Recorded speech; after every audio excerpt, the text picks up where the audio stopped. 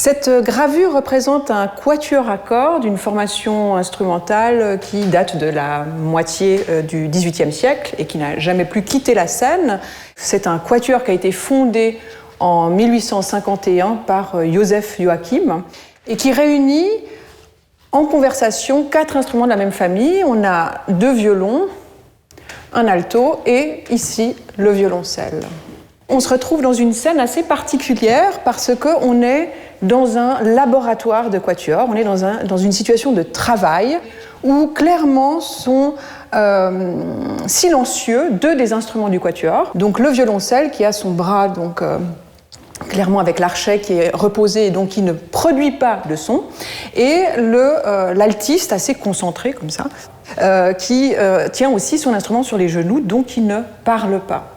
Ces 2 musiciens un peu spectateurs dans le quatuor finalement assistent à une scène de travail entre les 2 violons qui sont au premier plan.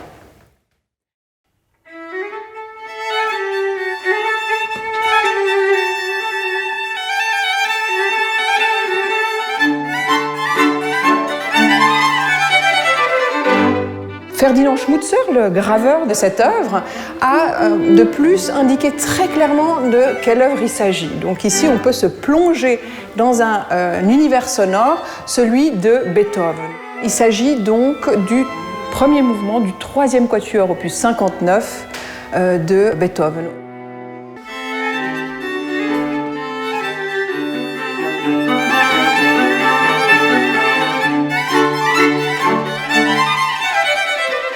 Ferdinand Schmutzer fait partie d'une grande famille, d'une famille importante viennoise d'artistes, et il va faire ses études en peinture, en sculpture et finalement aussi en gravure. Schmutzer va, après ses études, passer 2 ans aux Pays-Bas pour ensuite compléter ses intérêts et pour découvrir l'œuvre de Rembrandt, notamment pour son clair-obscur, pour son traitement de l'eau forte et des contrastes.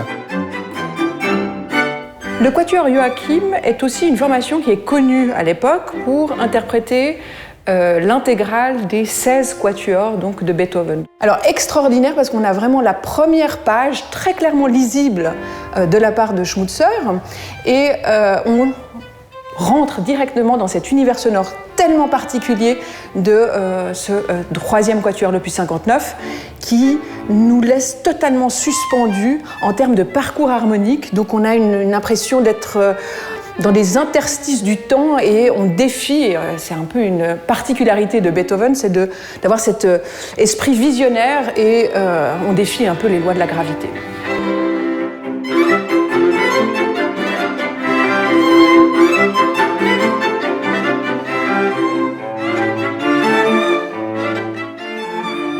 De retour à Vienne, Ferdinand Schmutzer commence de graver des formats totalement inouïs, une prouesse technique. La difficulté de ces gravures, c'est qu'il doit les concevoir à l'envers, ce qu'il finalement fait grâce à la photographie.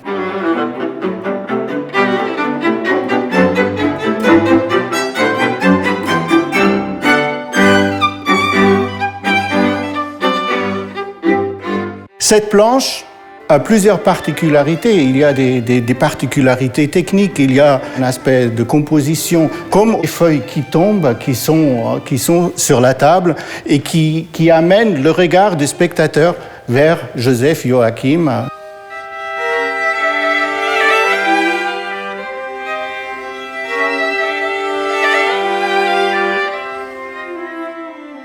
Schmutzer porte une attention particulière au violoncelliste et utilise le regard de ce dernier pour ensuite attirer l'attention du spectateur et introduire finalement le spectateur dans le tableau.